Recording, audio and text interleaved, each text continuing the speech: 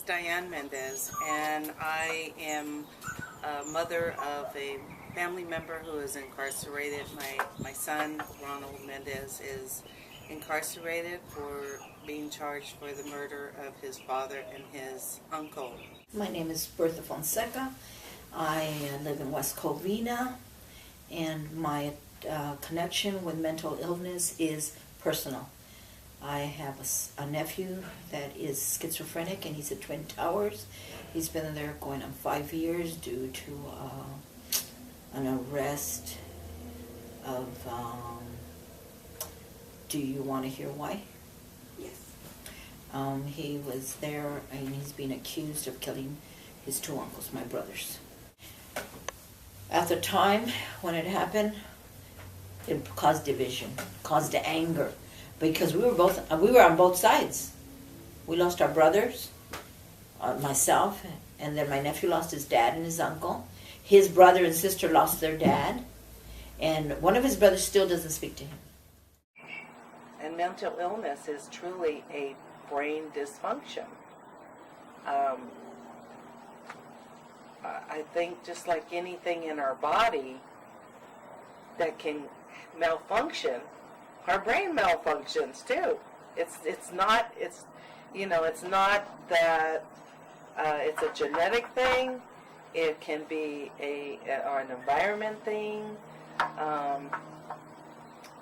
There's just so many causes, I think, but it is a dysfunction of the brain.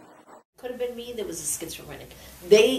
People that are mentally ill like they don't choose to be. The guards there don't know. They don't understand. They're not educated at all. And sometimes they just don't care. That's true. But the majority of guards that are hired at the prisons, and I'm not putting them down. It's a hard job to do, but they only have a high school degree. They're not educated in drug abuse, mental illness, schizophrenia. I mean, there's so much that's going on. But if he was to go to Patton, thank God, at least there they have the CNAs and the therapists, and these people are specifically taught to treat mental illness. So he will get the treatment that he needs. For one, he's a police officer. He is not a medical doctor.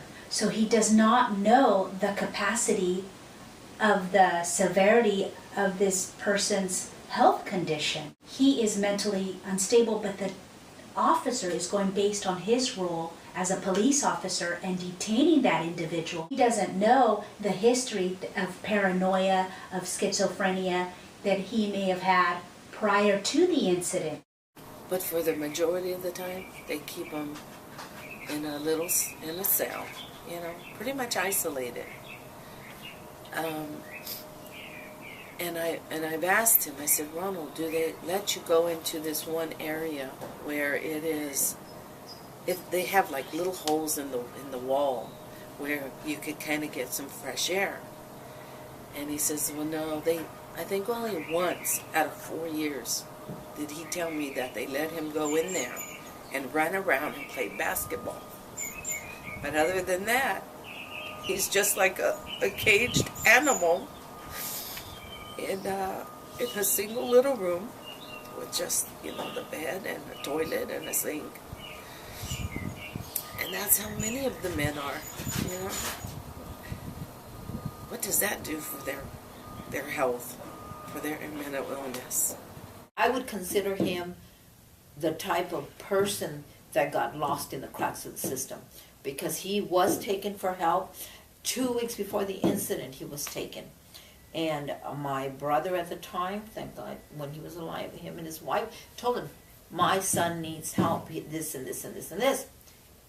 They released him in 12 hours instead of putting him in a hospital, instead of putting him someplace where he needed help.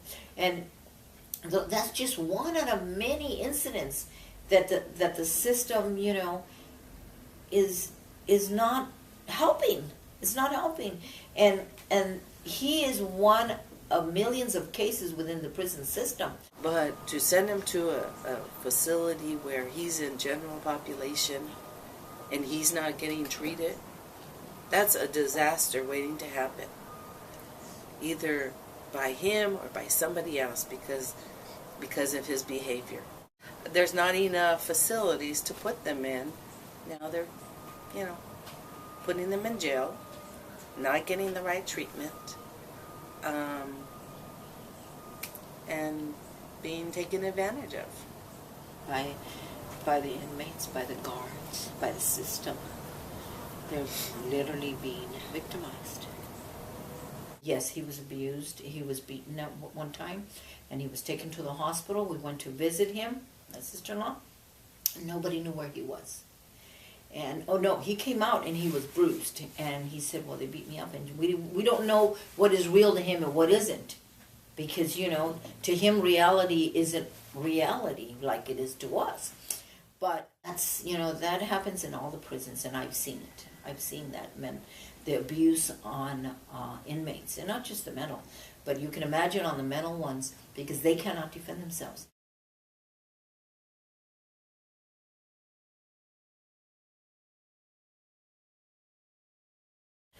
I don't think that you can imagine the pain.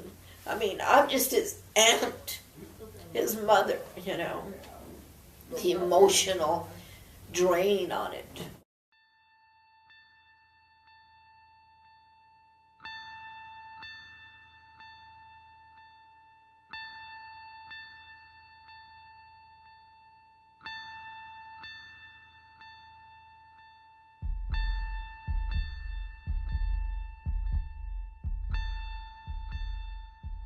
The families who have a loved one in prison, we don't realize that they receive the same sentence that their loved one.